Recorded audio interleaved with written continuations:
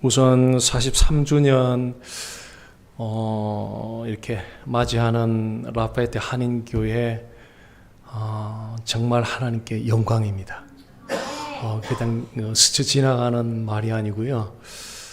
저는 이민 목회 유치부부터 유치부, 유년부, 중고등부, 대학부, 청년부, 3, 40대 노년에게 이민 목회에서만 쭉 사역을 해왔습니다. 그래서 이 43년이라는 이 기간이 또 이 지역에서 이것이 얼마나 영광스러운가는 설명 안 해도 뼛속 깊이 느낍니다. 그래서 참 너무나 영광스럽다는 생각이 들고, 또 제가 존경하는 박혜성 목사님 너무 참 좋아합니다.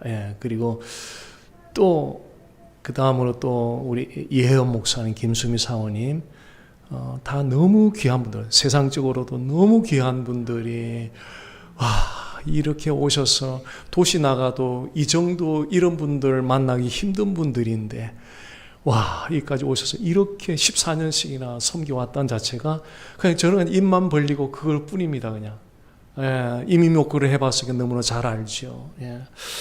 그래서 하나님께 영광인 것도 이게 축하드리고 싶은 마음이고요. 또 감사드리고 싶고, 저는 집이 그 윌셔 LA 타 그 뮤지엄 바로 거기 살고 있는데요. 어제 집에서 한 10시 반에 출발한 것 같아요. 근데 이 비행기가 딜레이 되더니 나중에는 오늘도 아메리칸 에어라인 했는데 오늘도 없어요. 그럼 어떡하지 지금? 집회를 못 가게 되네. 그래서 저희 큰 딸이 이제 세크리터처럼 다 이제 도와줘서 완전히 007 작전처럼 계속 소통하면서 여기로 캔슬하고 델타로 바꾸어서 오하이오 신시내티 가서 그 다음에 아틀란타 가서 아틀란타 아침에 이제 라파엘트 오니까 10시 반, 그러니까 보니까 24hour 다녔어요. 근데 이제 LA 공항에 있으면서 그 전에 이렇게 40대 때 목회하고 그럴 때는 틀림없이 제가 막 불평하고 그랬을 것 같아요. 근데 하나님이 그 지금 시간 동안에 연단하시고 나니까 이게 하나님 무슨 섭리가, 잘은 모르지만 뭔가 하여튼 섭리가 있다는 그 믿음이 이렇게 생기면서 매우 여유롭게 공항에 벌써 한 굉장히 오래 앉아 있는데도 굉장히 여유롭게 있었어요. 이렇게 계속 기대가 돼서 도대체 우연은 아닌데 하나님이 어떤 섭리로 이것을 드라이브 해 가실까 계속 기대가 됐어요. 그러면서 마지막 아틀란타에서 라파에트로 오는데 옆에 앉은 형제가 89년생, 36살이죠. 그러니까 약간 히스패닉 2세 같기도 하고, 그건 잘 모르겠는데요. 여기서 교회에서 한 10분 거리에 살아요. 그래서 그러나 저는 구호가 닥전이거든요. 닥치는 대로 전도하자. 왜냐하면 첫째는 제 자신을 그 전에 봤을 때 좀 더 효율적인 전도, 좀 더 효과 있는 전도, 조금 더 약간 품위가 있는 전도, 이렇게 생각하다 보니까 그런 세월이 360일 훅 지나가는 걸 제가 저를 본 거예요. 그래서 아니다, 하나님이 제 눈을 성하게 하고 제 눈앞에 사람이 보이는 것은 그냥 그 사람들 얼굴 보고 판단하라고 한 것이 아니라 그 영혼 속에 예수의 생명이 있는지 없는지, 그래서 생각하지 말고 닥치는 대로 전도하자. 그래서 닥전이라는 용어를 제가 써요. 그래서 옆에 앉았으니 또 얘기가 됐어요.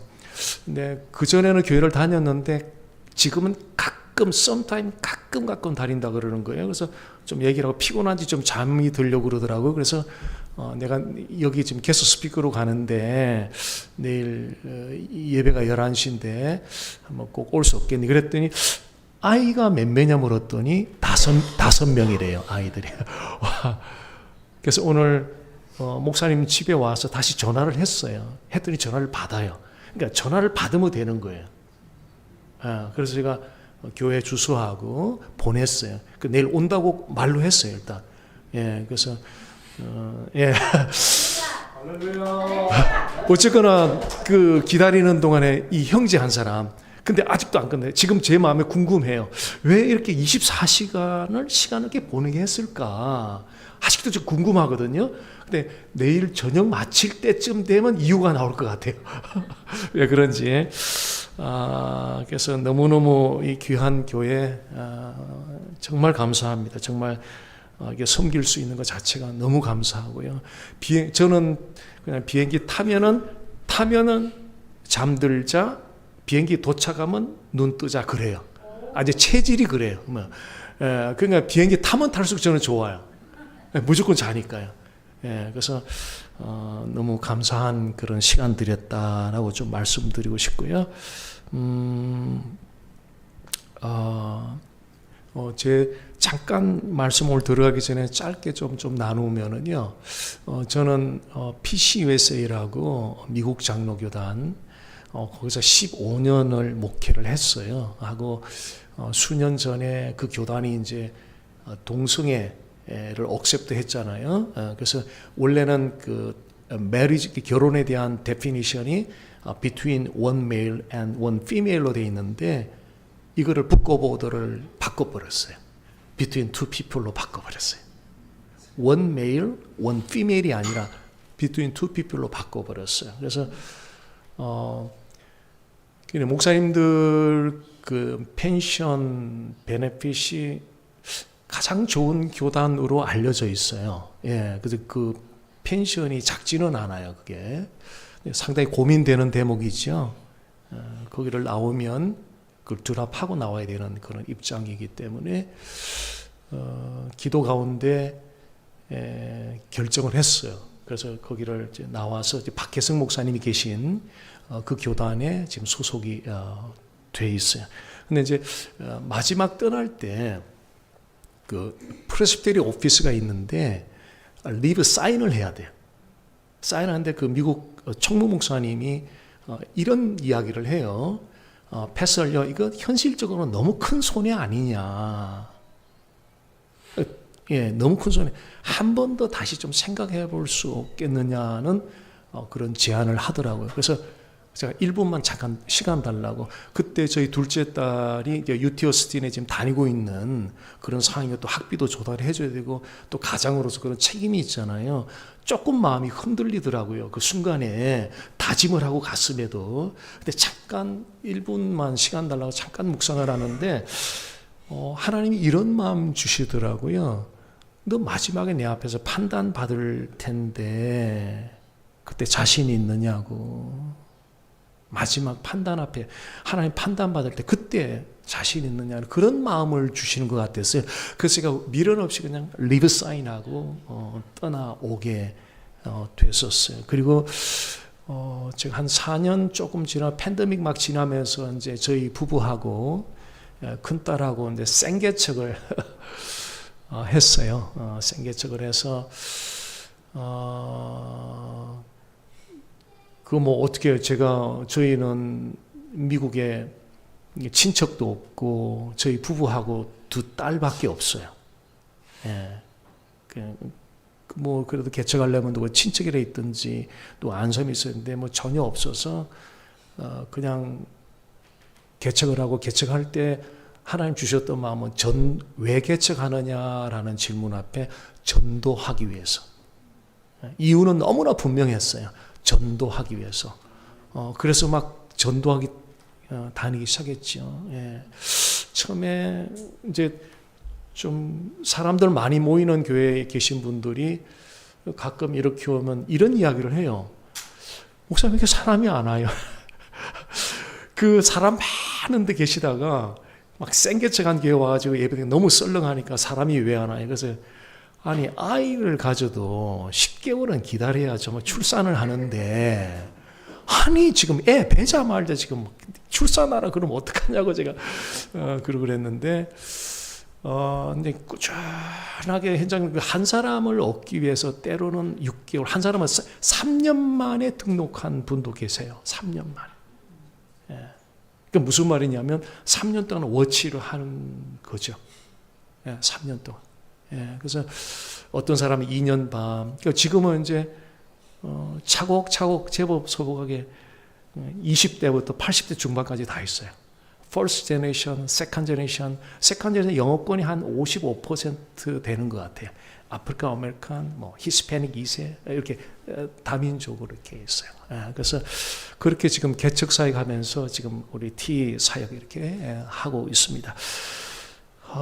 요 정도 제가 좀 짧게 소개드리고 싶고요. 그 다음에 내 영혼이 은총 입어 요 찬송 하나 좀 새 찬송은 몇 장이죠? 이게 새 찬송이 438장이고 옛날 곡은 495장 같아요. 내 영혼이 은총 입어. 네.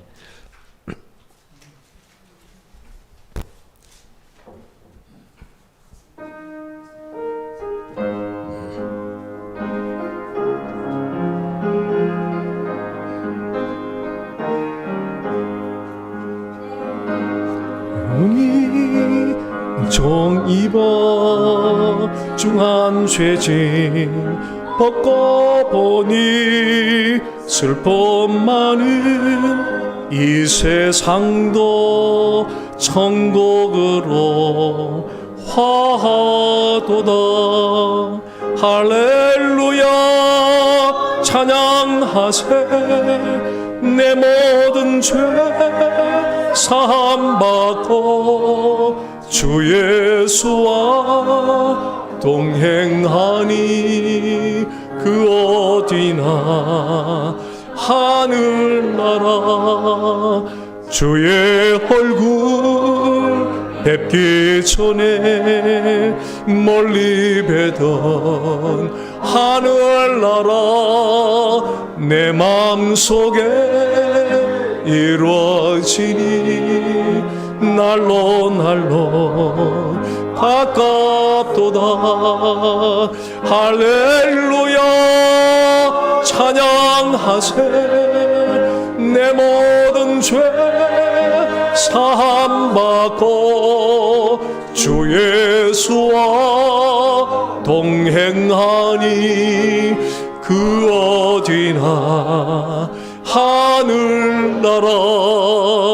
높은 산이 거친 들이 초막이나 궁궐이나 내 주 예수 모신 곳이 그 어디나 하늘나라.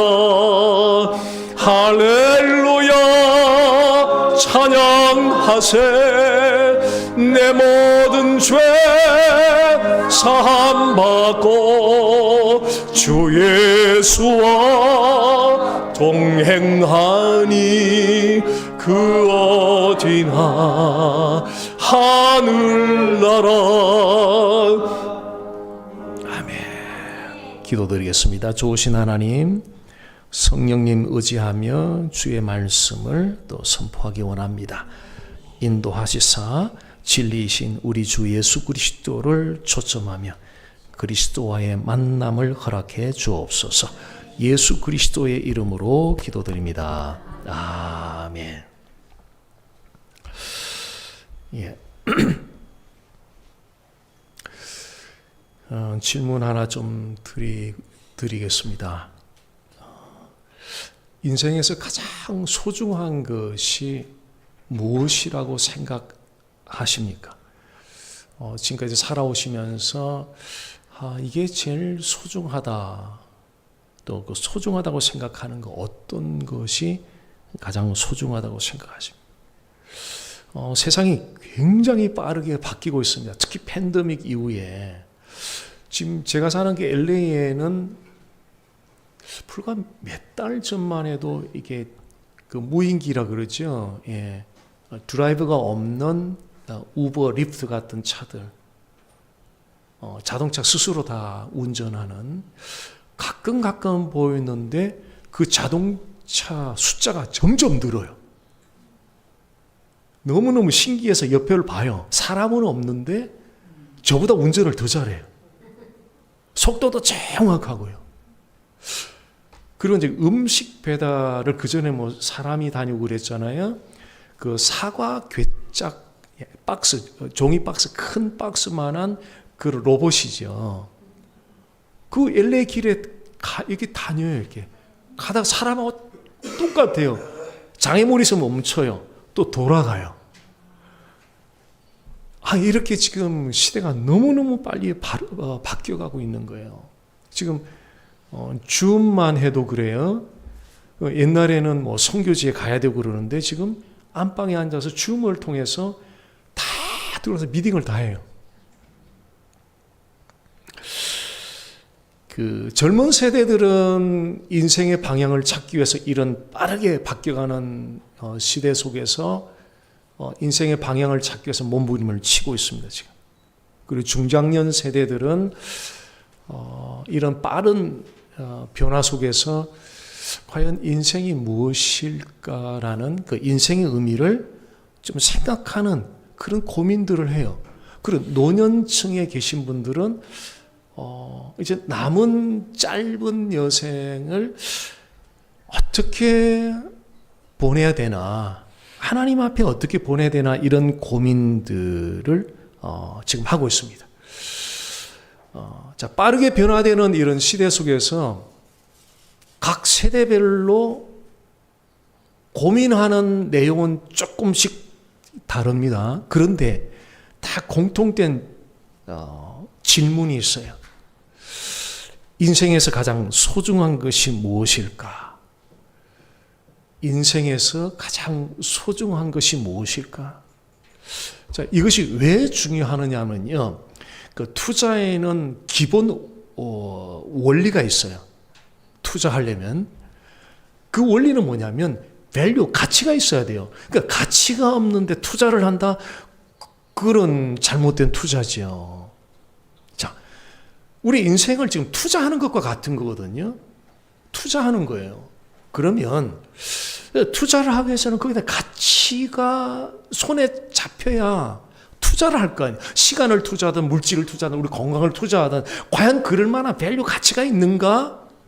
이걸 붙잡혀야 된다는 거죠. 이게 붙잡혀야 우리 삶을 송두리째 던질 만큼의 그런 우리의 의미 있는 삶을 살아갈 수 있다는 거거든요. 그런 면에서 인생에서 정말 소중한 것이 무엇일까? 이 질문은 대단히 중요하다는 거죠.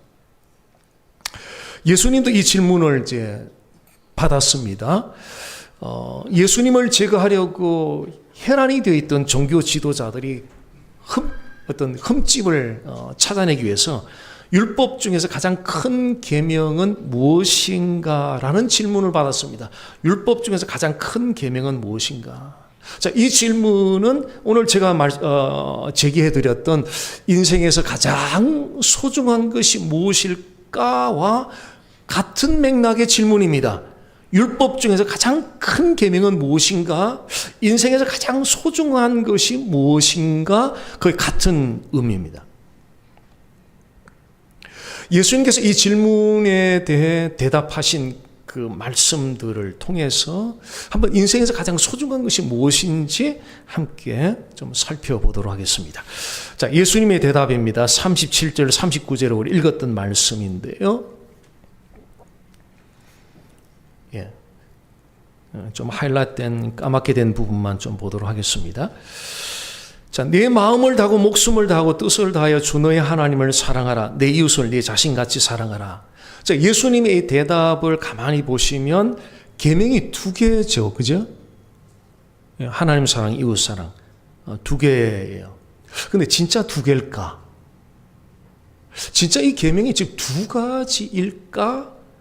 이 질문이 제기됩니다. 왜냐하면 이 원리적으로는 계명으로 봤을 때 이제 두 가지 계명 같은데 그 원리적으로 보면은 이거는 한 뭉치예요. 한 그룹이에요. 하나님 사랑과 이웃 사랑 한 그룹이에요. 자, 이것을 이해를 좀 도와드리기 위해서 이미지 하나 보겠습니다. 이미지 보시면 나무예요. 나무 이미지예요. 자, 나무에는 뿌리가 있고 가지가 있는데 뿌리와 가지가 물론 부분적으로는 뿌리고 가지기 때문에 서로 분리된 개체로 볼 수 있지만 그러나 저거는 한 그루의 나무 안에 연결되어 있는 뿌리요 가지라는 거예요. 어느 누구도 뿌리와 가지가 분리돼 서로 동떨어진 개체라고 생각할 사람은 아무도 없어요. 자, 하나님 사랑과 이웃 사랑이 이와 같다는 거예요. 하나님을 진짜 사랑한다면 진짜 마음을 다하고 목숨을 다하고 뜻을 다해 사랑한다면 이웃을 내 몸과 같이 내 자신과 같이 사랑하게 된다는 거예요. 왜냐하면 하나로 연결된 관계라는 거예요. 자, 마태복음 7장 17절 말씀 보십시오. 좋은 나무마다 아름다운 열매를 맺고 못된 나무가 나쁜 열매를 맺나니. 그렇죠? 예. 좋은 나무와 가지, 나무는 굉장히 정직해요. 굉장히 정직해요. 뿌리는 건강한데 가지가 병들었다, 열매가 없다, 열매가 병들었다, 이런 법은 없어요. 뿌리가 건강하면 열매도 건강한 열매가 맺혀요. 근데 뿌리가 병이 들면 열매도 병든 열매가 나오게 돼 있어요. 나무는 항상 가치가 정직해요. 자, 그러면 우리 자신 한번 돌아보죠. 정말 하나님 사랑과 이웃 사랑이 하나로 연결되어 있을까? 그러세요? 진짜 그래요? 하나님 사랑과 사람 사랑하는 것이 같이 연결돼서 같이 나타나요? 뿌리가 건강하면 열매도 건강한 열매, 뿌리가 병들면 열매도 병든 열매.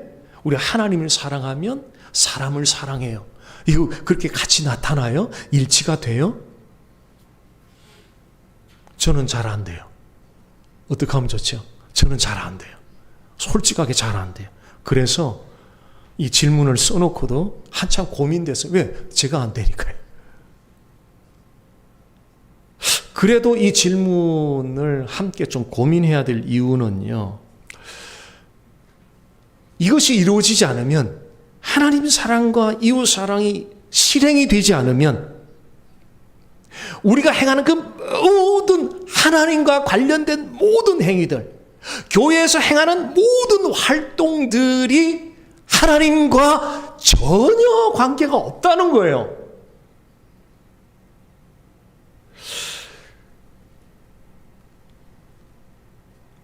고린도전서 13장 1절에 3절 한번 보십시오. 예. 내가 사람의 방언과 천사의 말을 할지라도 사람이 없으면 소리나는 구리와 울리는 꽹과리가 되고 내가 예언하는 능이 있어 모든 비밀과 모든 지식을 알고 또 산을 옮길 만한 모든 믿음이 있을지라도 사랑이 없으면 내가 아무것도 아니요 내가 내게 있는 모든 것으로 구제하고 또 내 몸을 불사르게 내줄지라도 사랑이 없으면 내게 아무 유익이 없느니라. 자, 2절 끝과 3절 끝에 보면은 아무것도 아니요 아무 유익이 없다. Nothing. 자, 이미지 한번 보십시오. 네. 밑에 깨졌어요. 하루 종일 물 한번 부어보세요. 저기에 물이 담겨요? 안 담겨요. 안 담겨요. 사랑이 없으면 물 붓는다고 수고 많이 할 수 있잖아요. 근데 수고는 했는데 수고했으면 항아리에 물이 담겨야 되잖아요. 근데 수고한 모든 수고가 다 쏟아져 버리는 거예요. 이런 수고 왜 해야 되죠? 사람에게 보이려고요? 그 크레딧 누구에게 인정받으려고요? 이런 수고 왜 해요? 어떻게 보면 굉장히 미련한 거잖아요. 그 많은 시간과 모든 물질도 되고 다 활동하는데 그 모든 활동과 수고들이 밑 빠진 독에 물 붓기처럼 다 하나님께는 아무 관련이 없고 아무 유익이 없다면 이거 왜 해야 되죠? 심각한 고민을 해볼 필요 있잖아요.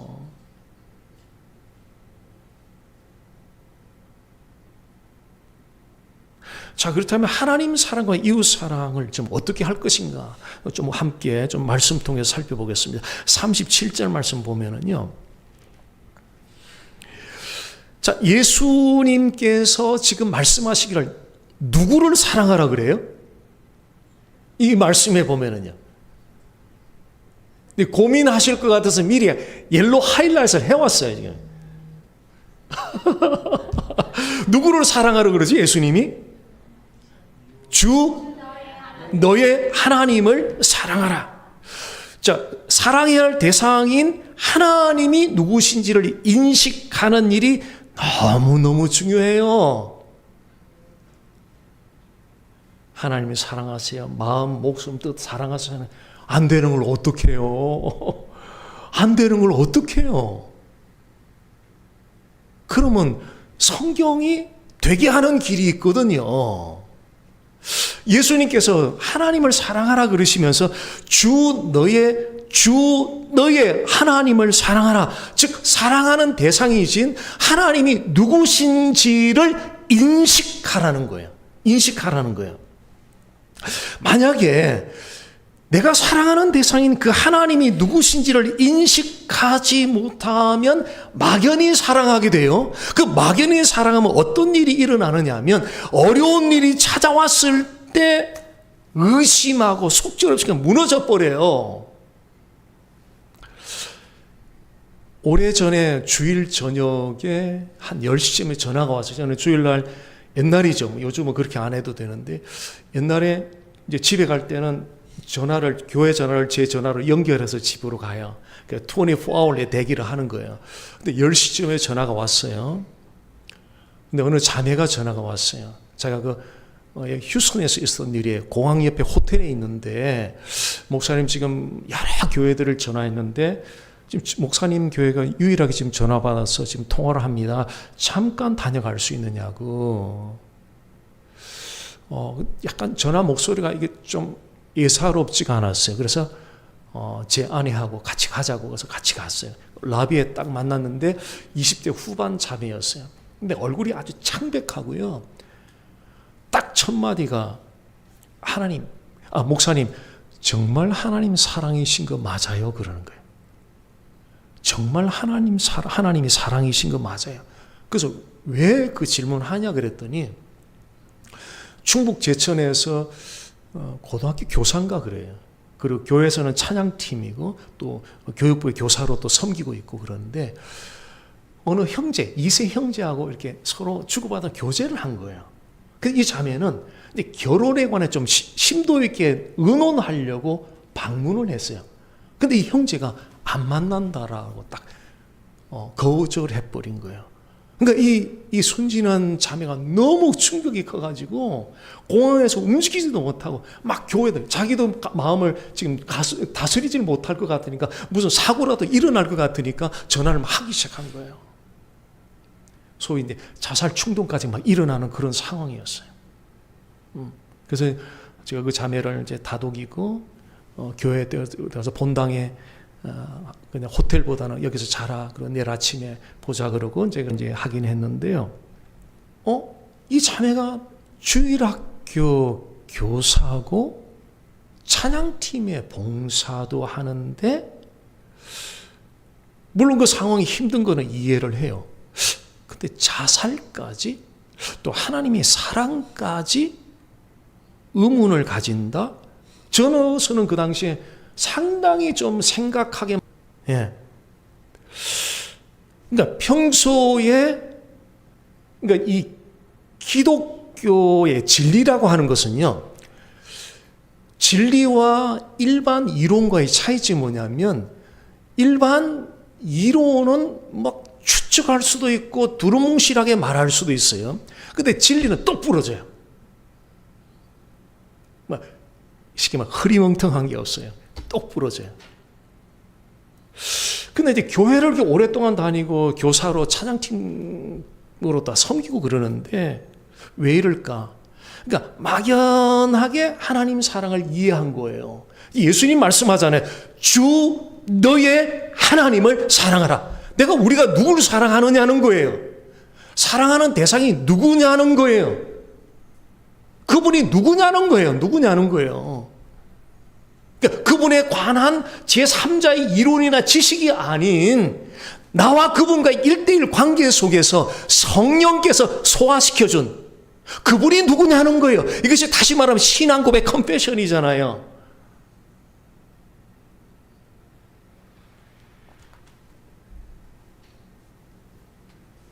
가장 하나님의 사랑을 확실하게 증거한 자리가 십자가잖아요. 그보다 더 완벽한 증거 있나요? 없어요. 하나님의 사랑이 의심이 들면 십자가를 바라보시면 돼요. 내가 아직 죄인 되었을 때 나를 위하여 그리스도께서 죽으심으로 하나님께서 나에 대한 자기의 사랑을 확증하셨느니라. 나는 선인도 아니고 의인도 아닌 죄인 되었을 때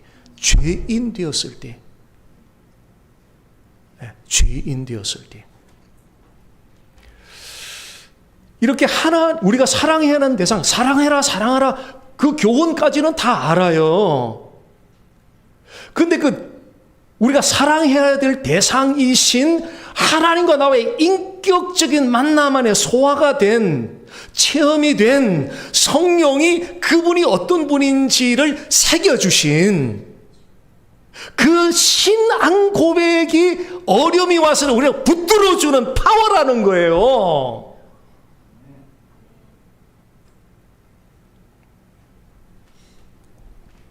저는 이 사실을 40대 때 하나님이 깨닫게 해주셨잖아요. 목회 한참 하는데 한참 교회가 잘 가파르게 성장해 갈 때 하나님이 이걸 깨닫게 해주셨어요.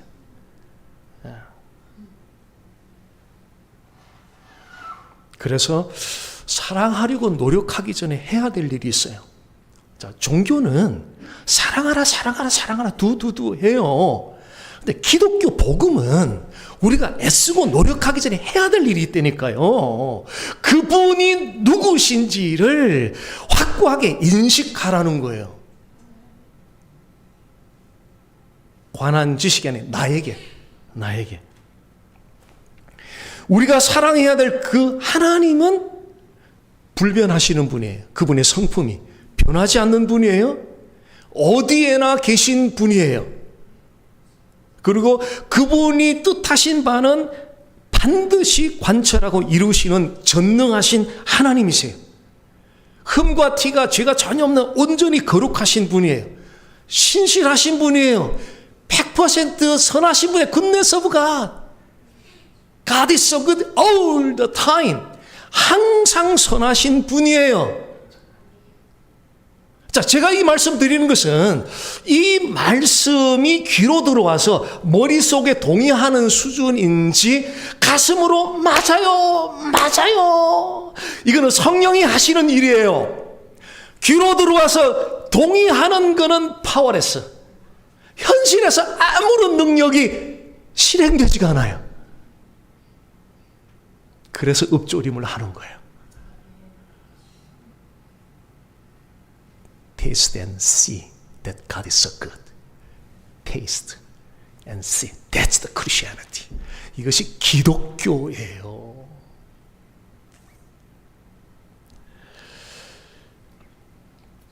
자, 사랑해야 될 대상이 누군지를 인식하면 next step. 구체적으로 how, 어떻게 그 하나님을 사랑할 것인가에 관해서 예수님 말씀해 주셨습니다. 자, 37절 보십시오. 어떻게 사랑하느냐면 마음을 다하고 목숨을 다하고 뜻을 다하여 주 너의 하나님을 사랑하라. 이 마음을 다하는 것은 거기서 거기 같아요. 마음이나 목숨이나 뜻이나 거기서 거기 같은데 약간의 차이점이 있어요. 이 뭐랄까, 마음은 방향 키와 같아요. 예. 배가 어디로 가든지 바로 방향키가 결정을 하잖아요. 우리에게 무슨 일이 일어나든지 우리의 전인격은 항상 하나님의 중심에 맞추는 거예요. 이것이 마음을 다해 하나님을 사랑하는 거예요. 내게 무슨 일이 일어나든지 우리의 지정의 전인격은 하나님 중심에 계속 포커스하는 거예요. 이것이 마음을 다해 하나님을 사랑하는 거예요. 목숨을 다하여 사랑하는 것. 이것은 일종의 엔진, 자동차 엔진과 같아요. 우리의 존재 자체, 생명 자체를 하나님을 위해서 드려지는 것. 엔진이 자동차를 움직이는 파워가 되잖아요. 동력의 근원이 되잖아요. 마찬가지로 내 존재 자체가, 생명 자체가 하나님을 향해서 돌아가는 것, 하나님을 향해서 움직이는 것. 그래서 목숨을 다하여 하나님을 사랑하는 것이다. 그리고 세 번째, 뜻을 다하여 하나님을 사랑하는 연료에 해당돼요. 뭐 엔진만 해서 안 돼. 기름도 넣어야 돼. 가스 넣어야 되잖아요. 예.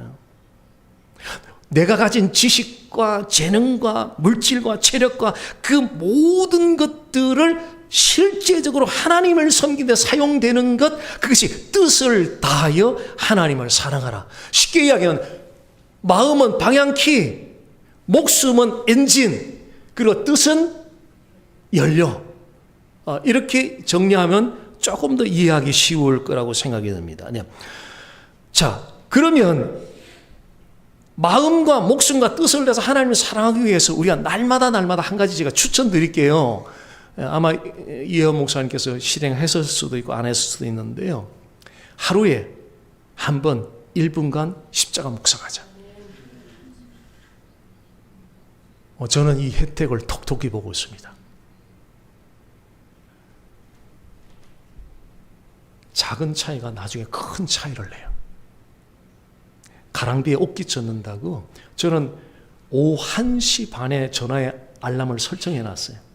그래서 운전 중에 알람이 터지면 로마서 5장 8절 말씀, 우리가 대신에 내가로 1인칭으로 바꿔서 내가 아직 죄인 되었을 때 쭉 해요.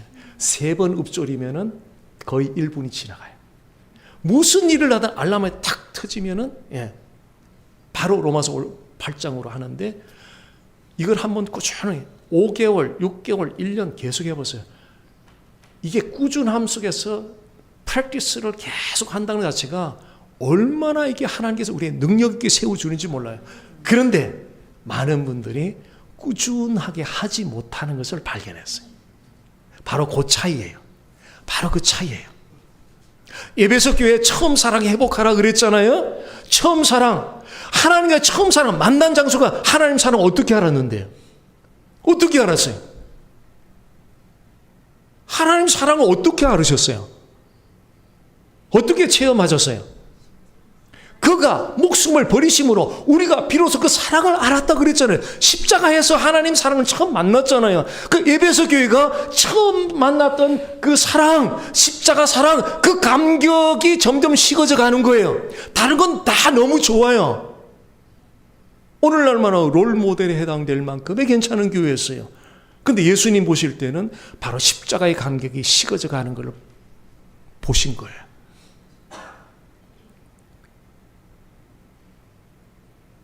하나님 사랑,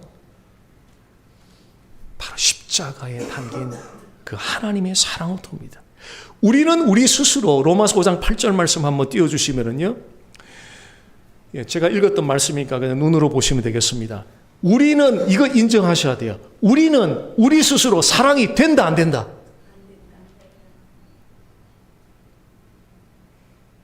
될까요 안 될까요? 저는 해보니까 안 돼요. 어떻게 해요? 정말 고민 많이 했어요. 안 되는 걸 어떻게 해요? 속속에 있는 교인들을 아무리 사랑하려도 안 되는 한계를 제가 느끼는데 어떻게 해요? 저는 안 된다는 거, 안 된다. 안 되는데 되게 하는 길을 성경은 우리에게 제시해 주신다. 이게 복음의 길이다. 예. 그 안희숙 사모님 책 있잖아요. 죽어요? 그런데 안 죽어요. 역설적인 진리죠. 우리는 죽어요? 그런데 안 죽어요. 우리는 우리 스스로 사랑을 할 수 없어요? 그런데 되는 길이 있어요. 어떻게 되느냐?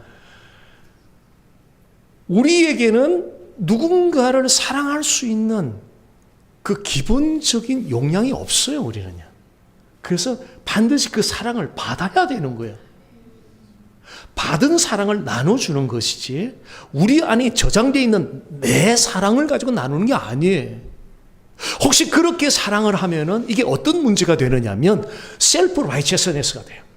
차라리 사랑이라도 안 했으면은 자기 의라도 챙기지 않을 텐데 사랑을 했어요. 외형적으로 사랑을 베풀었단 말이에요.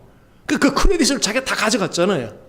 그 셀프 라이처스 누구와 충돌이 있게 되면 하나님의 그와 충돌이 돼요. 하나님을 영화롭게 못하게 되는 거예요. 그래서 우리가 사랑하기 위해서는 하나님의 사랑을 먼저 받아야 된다는 거지. 어떻게 받죠? 어떻게 받아요? 여러 가지 방법이 있는데 그 중에 대표적인 방법이 읍조림이에요. 읍조림이에요. 언젠가 참 속상한 일이 있었어요. 제가 막 사역하다 보면 그런 일이 있잖아요. 막 뒤로 넘어갈 것 같고 속상하고 그런 일들이 있는데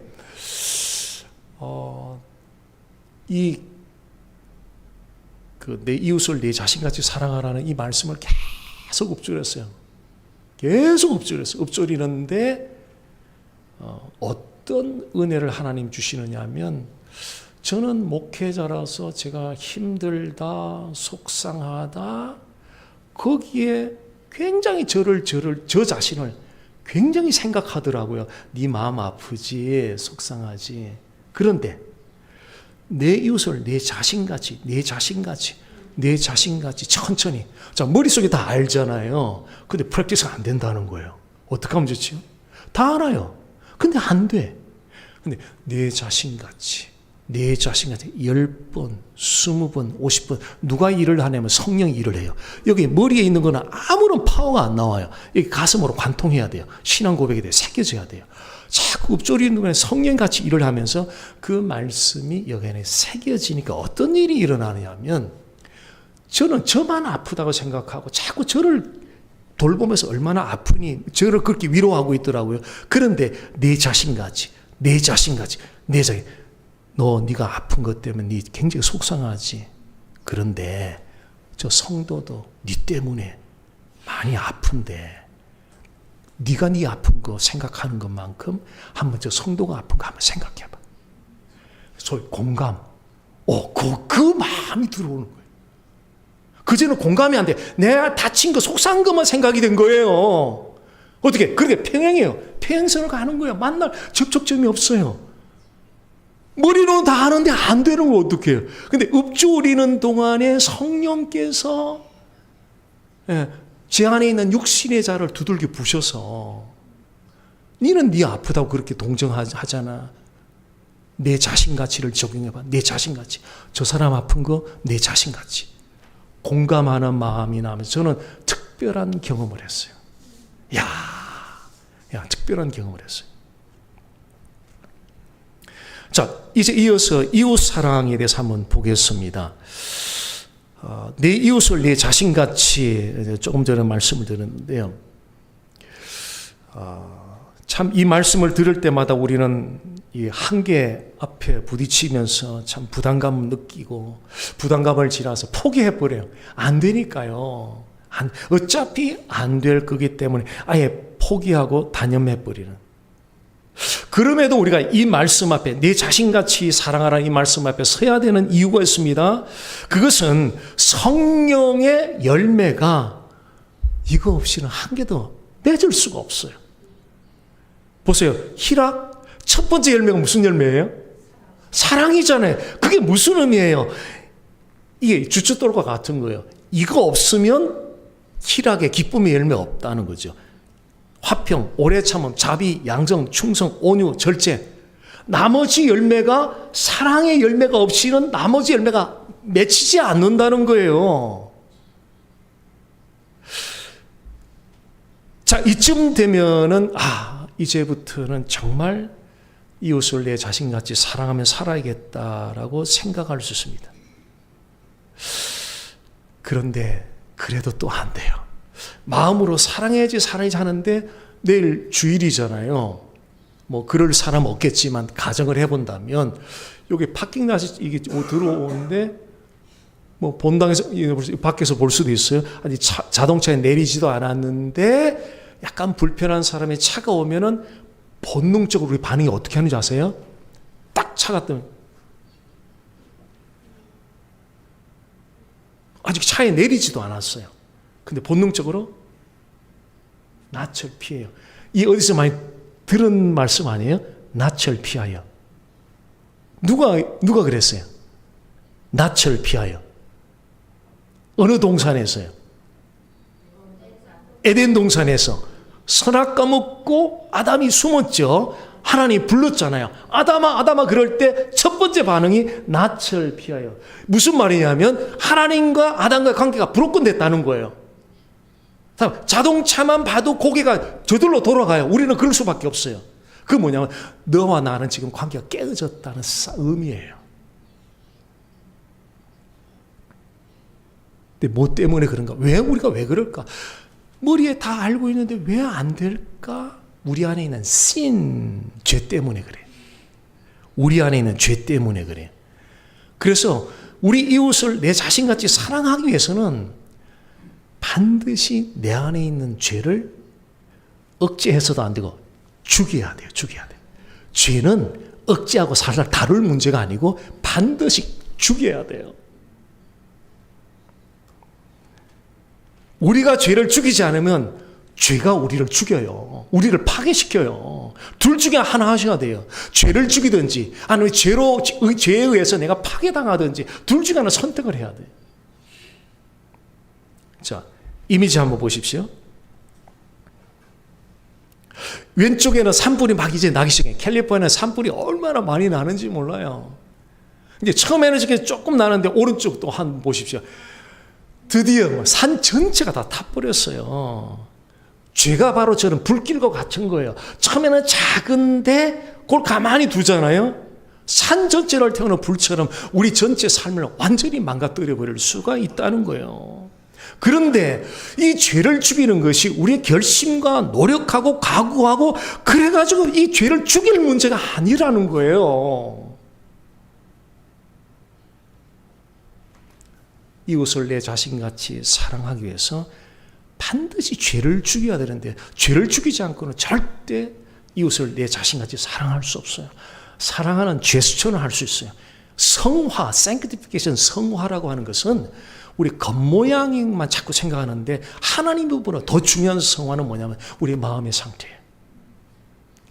사랑하는 제스처를 했어? 그럼 네 마음이 진짜 사랑하고 있어? 진짜 관용했어? 정말 용서했어? 안에는 딱 마음을 풀지 않는데 겉으로는 얼마든지 나이스할 수 있잖아요. 근데 사람들은 저 사람 저 관계가 분명히 불편한 관계인데도 나이스하게 한다. 인정할 수 있어요. 근데 하나님은 안 속는다는 거지. 사람은 외모를 보지만 하나님은 중심을 보시느니라. 그래서 우리 이웃을 우리 자신같이 사랑하기 위해서 내 안에 있는 죄를 죽이셔야 돼요. 죄를 죽이지 않고 사랑하려고 하는 것은 이거는 일반 종교인들이 하는 행위예요. 그리스도인들이 이 명령에 순종하여 사랑하기 위해서는 내 안에 있는 죄를 죽이는 작업을 먼저 하셔야 돼요. 내 안에 있는 죄는 결론이 나는 못 죽인다는 거예요.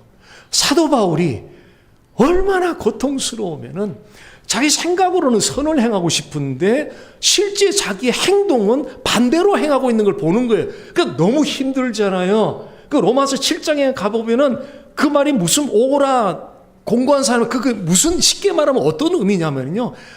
너무 힘드니까 누가 나 좀 죽여줘서 너무 힘들어요. 내 생각은 선을 행하고 싶은데 내 생각은 사랑해주고 싶은데 안 되는 거예요. 그게 너무 고통스러우니까 누가 있으면 나 좀 죽여줘서 그래요.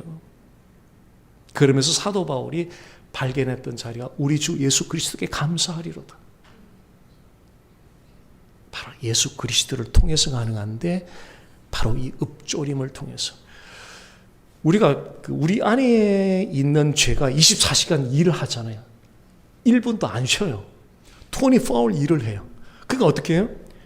자아의 벽이 점점점 이렇게 두꺼워져요. 이게 두꺼워져 있어. 콘크리트 벽처럼 방음 장치 하잖아요. 소리 외부에서 잘 안 들어오잖아요.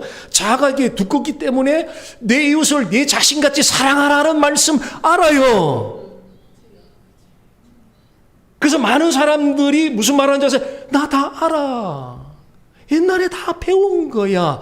누가 사탄이 속이는 거, 속임수를 주는 거죠. 내가 다 알아, 다 알아, 다 알아 그래요.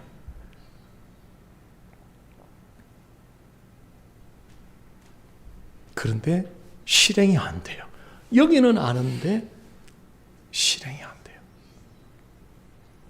이게 실행 안 되는 거 하나님 앞에 가면 혼나요. 무섭게 혼나요. 그렇게 신앙생활 그렇게 해서는 안 돼요. 무섭게 혼나요. 그렇게 살아도 괜찮은 게 아니에요. 무섭게 혼나요. 그래서 이 자의 벽을 좀 얇게 만들면 머리에 들어있는 진리의 지식이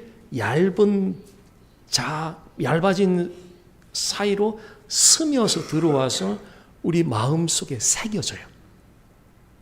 마음속에 새겨져요. 새겨지는 순간에 이거 성령의 파워가 실제로 나타나요. 실제로 나타나요. 여기 있을 때는 아무런 파워가 없어요. 근데 마음에 새겨지가 파워가 나타나기 시작해요. 그게 무슨 말이에요? 말씀이 새겨진다는 죄가 죽어진다는 거예요. 죄는 우리를 금욕을 통해서 죽일 일이 아니에요. 말씀이 죄를 죽이는 거예요. 말씀이 우리의 죄를 죽이게 만드는 거예요. 그게 대표적인 방식이 바로 읍조리입니다. 읍조리입니다.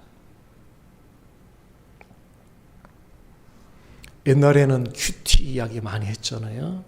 아침에 30분. 읍조리면 하루 종일 시간 나는 대로. 어저께 제가 읍조리 말씀이 내 짐을 여호와께 맡기라잖아요. 공항에 앉아가지고 계속 내 짐을 여호와께 맡기라. 내 짐을 여호와께 맡기라. 처음에는 그런 상황이 벌어졌을 때 본능적으로 우리 모두는 약간 불평이 나와. 그게 우리 안에 있는 죄성이잖아요. 근데 계속 내 짐을 여호와께 맡기라. 다 알잖아요. 아는데 실전 케이스가 딱 왔는데 연결이 안 되는 거예요. 근데 계속 공항에 의자에 앉아 계속 혼자서 중얼중얼 읊조리는 거예요. 그러니까 자꾸 성령이 그 말씀을 통해서 그 마음을 다 잔잔하게 하고 컨트롤 하면서 마음의 피스, 평안의 마음을 주시는 거예요. 웨스민스터 소요리 문답 제1문은 사람의 근본되는 목적이 무엇입니까? 라고 질문하고 있습니다. 왜 사느냐는 거예요. 삶의 목적이 뭐냐는 거예요. 거기에 대한 답은 하나님을 영원토록 즐거워하고 하나님을 영화롭게 하는 거예요. 하나님을 영화롭게 하는 방법은 많아요. 많은 헌신 봉사를 할 수 있는데 최고로 하나님을 영화롭게 하고 최고로 하나님을 만족하게 하고 최고로 하나님을 기쁘시게 하는 삶이 있는데 그것은 하나님 자신을 엔조이하는 거예요. eternally enjoy하는 거예요. 제가 저에게 독백하는 거 좀 알려드릴게요. 여목사 목회하려고 하지 마. 그냥 하나님 즐거워해. 그 한마디에 모든 목회 엑기스가 다 담겨져 있어요. 하나님은 즐거워하지 않는데 기능적으로 제가 사역을 하고 있다? 이거는 대단히 위험할 수 있잖아요. 예. 왜 사는가? 오늘도 내일도 삶의 목적은 하나님을 즐거워함으로 하나님을 영화롭게 하는 거예요. 저는 한 일주일에 한 4일 정도 그 LA 천문대 등산을 다니는데요. 여기 올라가면 뭐 LA 시내가 다 보이고 참 좋아요. 그럴 때마다 제가 그 하나님을 즐겨. 이 산은 하나님이 차려준 식탁이다. 그렇게 생각하면 산을 오르면요. 얼마나 기분이 좋은지 몰라요. 하나님을 즐거워하는 거예요. For next generation 어떻게 하느냐고요? 하나님을 즐거워하는 방법을 전수하세요. 이렇게 하라 저렇게 하라 그 두두두 그 나중의 일이고요. 하나님을 즐거워하는 것을 전수하세요. 그 전수라고 하는 것은 입으로 하는 게 아니고요. 실제 삶으로 전수가 돼야 돼요. 그래서 이 읍조림 가지고 가정에서 자녀들하고 해보세요. 자녀들이 읍조림을 통해서 하나님을 즐거워할 수만 있다면 다음 세대는 충분히 소망이 있습니다.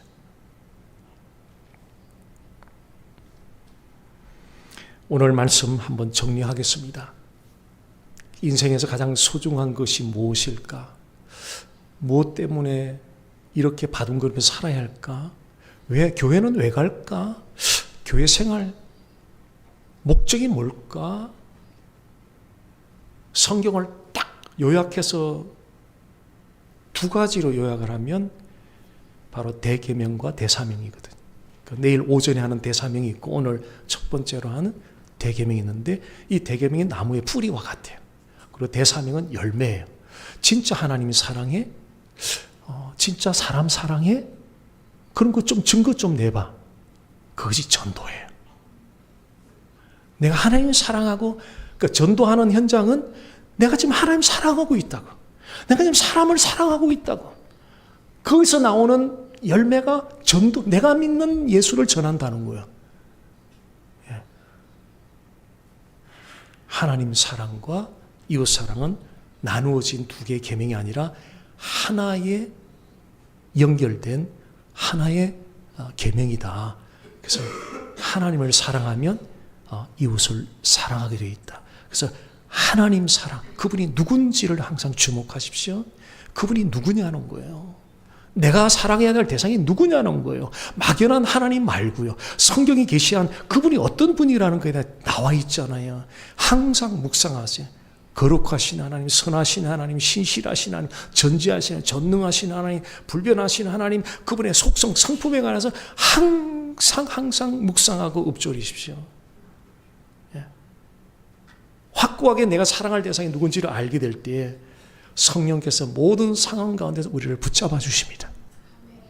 붙잡아 주세요.